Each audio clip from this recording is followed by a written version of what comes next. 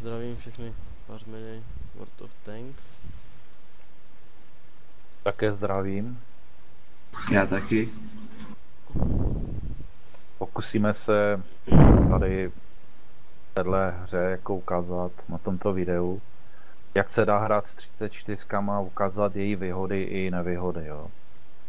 Tady prostě pro ty, co jsou nerozhodní koupit si nějaký tank elitní, tak 34 patří mezi takové stálice, hodně dobrý tank.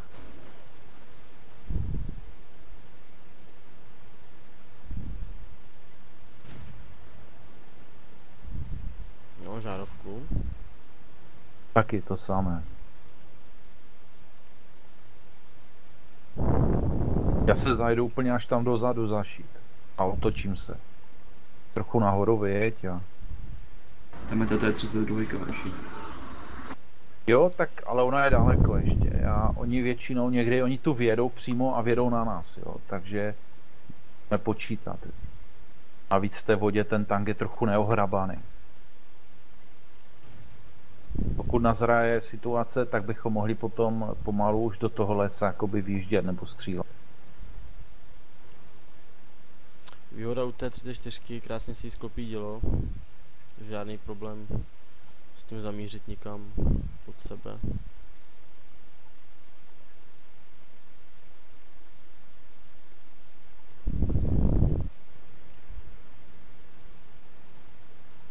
Tam je výhoda toho děla, ta deprese a navíc vlastně ten pancíř na věži je docela solidní. Takže hodně dinga potom. A 32 se nám rozsvítila, zkusím jí dát dávku. Je to spíš takový sniper, prostě není to do první linie jako je strojka třeba. Posílej ten 32. Poslal jsem, no. Bohužel to cinklo, jo. 32 je podobná jako 34, má prostě hodně silný pancíř napřed. Mě to zaslo, tak uvidíme, až se rozsvítí, jestli chytla. Ten Tiger Panzer hale na boku. Já zkusím. Výhoda je, že teďkom už Artiny moc nehrajou, takže jako ty heaviny nejsou tak jako, protože Artiny hodně střílí po heavinách, jsou velké a pomalé. To je výhoda.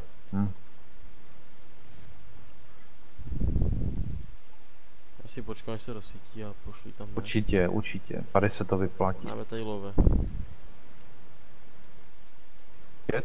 Máme ho krásně z boku, tak ho ber. Já jsem ho neprostřelil, nevím proč. Jinak a potom budeme si říkat, že střílím, jo, ať mi třeba nevyjedeš do rány. Byla škoda. Takže já budu střílet během. Tiger P bohužel není vidět, no, moment. Je, tak teď? Teď. Krásně. Zase zajet, no. Počkáme si na tu 32 nebo... No ta 32 samozřejmě je ohrožení, ten Tiger by je po něm, super. Je to zatím nerozhodně. Já to vidím, že to asi už neuhrajem. Tady to podržíme. No můžeme zkusit na tu 32 vyjet, jako určitě něco schytáme, jako zadarmo to nebude. Já nevím, co tam ještě je v tom, no. Máme nalevo lováka, takže takhle. Problém je, že teďko už nám tady docela dost chybí tanku, jo, takže... No. Zkusíme toho lováka. Svítí. No, on se to dívá jako... Jo, prošla. Zkusíme toho lováka ustřílet, zkusíme změnit ještě to v náš prospěch, není vidět, prostě... Budu střílet, je náš. Tak super, a jdeme na tu 32 šupem. Jedeme na tu 32, já nabíjím, jo, takže já se v nevýhodě teďko. A... Musíme... Bohužel za něčím byla, takže jsem prostřelil takhle starou chalupu nějakou nebo boudu. Jo, střílí do mě, soustředí se na mě, jsem poškozený, ale nepatrně. Musíme teda v té bitvě ještě něco udělat. A já to vím přes ten otáčí věž, takže to je pro nás výhoda. Pokud chceš do věže střelit. Jsem na pásech, takže se soustředí na mě, je už na ránu, nevěď mi do rány, jo. Zkusíme trošku uhlovat. Je naše. Takže nakonec je to rozdíl jenom 2 tanků, což je hezké, ale Jako my Na už bázi to už to nestihneme stávat asi na nebudeme. vlajku, takže pokud tu něco bude, tak to zkusíme ještě najít a zničit.